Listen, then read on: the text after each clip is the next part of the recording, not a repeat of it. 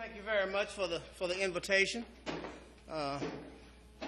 Sincerely appreciate it, and I don't know, some of you, I know some of you. I know Andre back there. He's always watching out for me. But for me, this is really like coming home. So for those of you who didn't know, I lived in Canyon Country for quite a long time. I'm the proud father of 3 girls, all of which are graduates from Canyon High School. I served on the AYSO Board of Directors right here in Canyon, and I coached club soccer here in Canyon Country. So this is a back home for me. I'm really pleased to come to you this afternoon on behalf of Congressman McKeon to give you a little bit of an update of some of the things that we are trying to get done and have gotten done. I'm going to take a little bit more time this evening to probably talk about some of the things that are happening within the district. I have found that these are the things that people really don't realize that we do in some of the areas that we cover. Of course, I'll go back to cover the national headlines as best I can, answer a few questions, and kind of update you on the staff. First of all, briefly, as far as Washington goes, it's in disarray as usual. But I have to say that the congressional district is doing quite well. We're doing fine here in the district, and if we could get that done in Washington, we'd be in a much better case. Congressman McKeon, as you know, is the chairman of the House Armed Services Committee. So with that, on a national scale, his focus and a great part of his concentration deals with making sure that our men, women in uniform and their families are adequately trained, taken care of, have the equipment they need, and are provided for as they should be. Without their service and the service that they render for us, and I'm sure some of you are veterans in the service you have rendered, we would not enjoy any of the freedoms, very few of the freedoms that we enjoy today, including our freedom of assembly to come here today and openly discuss issues and voice our opinions. So that is his job. In connection with that job, he has been successful.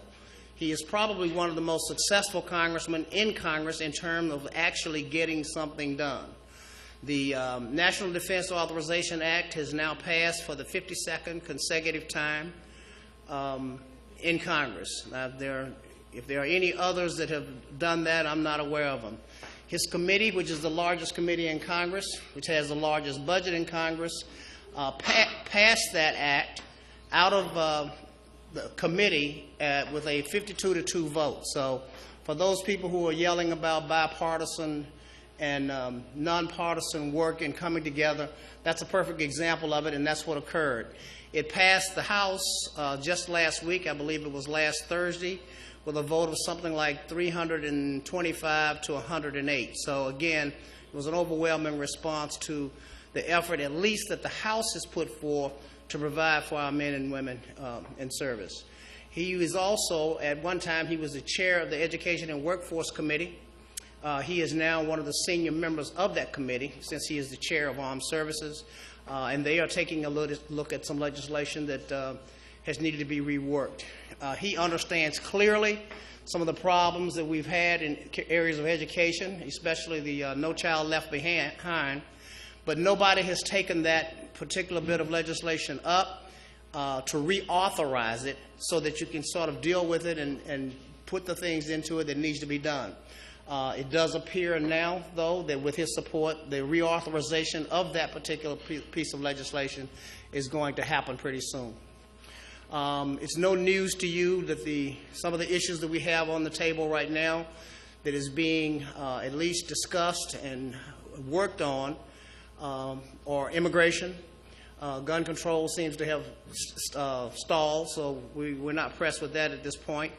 One of the things they were successful in doing with the National Defense Authorization Act was to get some meaningful legislation included in that bill that addresses some of the sexual molestation issues that are occurring in the military. And he actually, contrary to a lot of other members of his party, thought that this is a very, very serious problem, and that he thinks that it should actually be taken out of the hands of the commanders and given to someone, a fair and imbalanced group so that they can look at this and render some decisions that are meaningful with regards to resolving these problems. So, on the national scene, he had a press conference here about, I guess it may be a month, 2 months ago, on the CASA Act. Nancy Spicer was kind enough, and some of the other realtors were there. This piece of legislation is proposed. It has not gone to committee yet, but if it is successful, it will allow for the creation of more housing inventory in the market. The realtors tell us that although everybody is talking about real estate is improving and coming out of the doldrums, they don't have any real estate to sell. So one of the things that he has proposed in this particular bit of legislation is to allow small investors to make a loan to purchase properties that have been foreclosed on. They will be able to purchase up to 4 properties, get financing through FHA, and the financing for that property will include the cost of repairs. So it is designed for that investor to purchase that property, repair it, and put it back on the market. They'll have an opportunity to do that for 4 times, and it cuts off after, I believe, 1 or 2 years, so that it's mandatory that they get rid of it to increase the inventory. So hopefully that'll help some of the problems we have with providing housing. It'll also help our realtors get some sales out there. I'll try to leave a few minutes for questions, and let me move to the local scene. As some of you may know, and some of you may not know, Congressman McKeon has a long history of providing service to this community. He was on the school board, Boys and Girls Club board, city council, first mayor, and of course the first congressman from this particular area, which is pretty rare. I know we're used to it, and we're kind of spoiled because we've always had our congressman live right here in our hometown. That is not the standard. It doesn't happen in most places. But in doing that and over the years, I have learned, since I have been on staff 1 year next month, and I also became very familiar with this when I was with the local newspaper here, the Signal newspaper, that the constituent services component of that office is awesome. I am the district director, which means that I'm responsible for all constituent services, 750,000 of us, throughout the 25th Congressional District. This district includes the Antelope Valley, the Santa Clarita Valley, and the Simi Valley. As I said, it's about 750,000 total, and I have the responsibility for looking out for all of those people. Now, I have the assistants, some of which you already know, J.D. Kennedy, which does an outstanding job as the field rep for Antelope Valley, but you know him as our district-wide veterans representative. He has done a yeoman's job in terms of serving the veterans in this community. We actually have, based on the per capita and the number of people we have here in Santa Clarita, we have a disproportionate number of veterans here. I think we have about 10,000, and as that compares to the number of residents throughout the country, that's quite a load, and it could be quite a load on the local government. But he does an outstanding job, and our entire staff do an outstanding job of assisting those people. You should be pleased to know that we now have a new wounded warrior. J.D. came to us as a wounded warrior, did a fantastic job, and we retained him as a field rep. We now have a new wounded warrior, Blake Benson. So if you haven't gotten a chance to meet him, I sincerely hope you will reach out, get to know him. He's getting familiar with the community. Young man has a master's degree in psychology, has done counseling for veterans with certain psychological problems, well-rounded, a lot of experience, and is here and is very gung-ho. Brett Walter is actually the field rep for this particular area. So he's a resource for you to reach out. You can always feel comfortable in reaching out to me. I brought some business cards. You're welcome to them. Call me at any time if there's anything that we can help you with. Some of the things that people don't realize that we do, I told the staff to just throw me together a quick list of some of the issues we address. And I suspect that in some phase, you, a loved one, a friend, or someone might be touched by some of these issues, and we are more than happy to take a look at them. I think we have closed since January of 2012. We have closed or completed over 1,500 cases. That's 1,500 individual cases. We've had a lot more of those people just walk in with different problems, things that they needed to have resolved. We've probably recovered over $400,000 or $500,000 in the last 8 months for people with back Social Security checks that have had problems getting their Social Security, getting their disability payments. Just some of the things that we do, the problems we address. United States Citizenship Immigration Services, problems with the consulate, the Department of Veterans Affairs, Social Security Administration, housing problems, passport problems, grant requests, the National Personnel Record Center. Hope you haven't had any trouble with them. They can be a problem. United States Postal Service, the Internal Revenue. How about that one? Small Business Association, all of the branches of the military, all of them individually. Customs and Border Protection, the U.S. Forest Service, the power fire that just took place in the forest. That fire service was coordinated by the United States Forestry Service. They gave us an hourly update, talked to the congressman directly in Washington on an update of what was happening. It was a joint effort, I must say, though, by the county, the city, and all of our fire services. We are blessed here in Southern California, and especially in this area with the type of resources we have. They did some groundbreaking stuff the U.S. Forestry Service did. The county has done this in the past. But for the first time in the history of the United States, the U.S. Forestry Service used a fixed-winged aircraft in that fire to support helicopters for night suppression of the fire. And if some of you may recall that in the huge fire that we had, the station fire, one of the big issues was we could not get night suppression of that fire. Well, that occurred in this particular fire that we just had. There were over 1,500 houses, structures in that area, and I think to date we lost no more than 20 or 24 total. And to the best of my knowledge, there were no serious injuries or loss of life that occurred. Again, the U.S. Forestry Services coordinated that.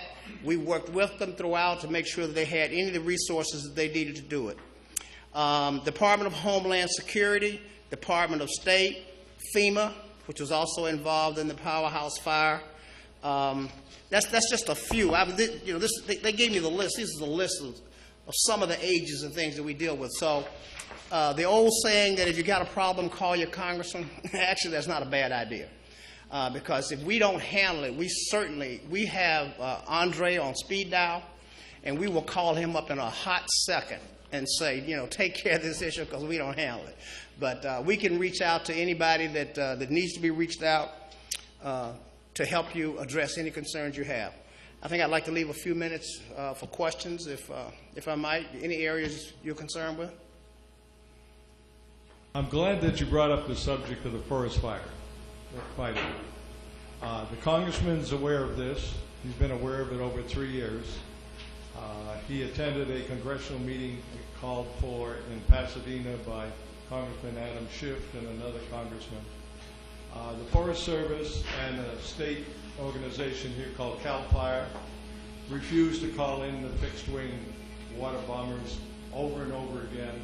And the fires that occurred, just like the one in Colorado, 500 homes going down, is heartbreaking, and there's no excuse for it. There are a bunch of numerous military C-130 aircraft that are very versatile, all-weather aircraft, high-wing, 4 engines.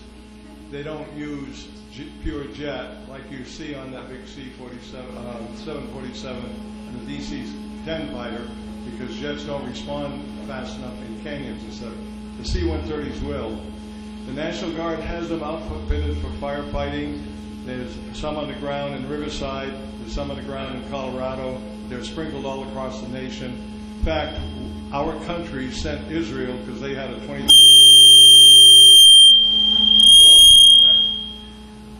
Our country... That's that, okay. NSA did that.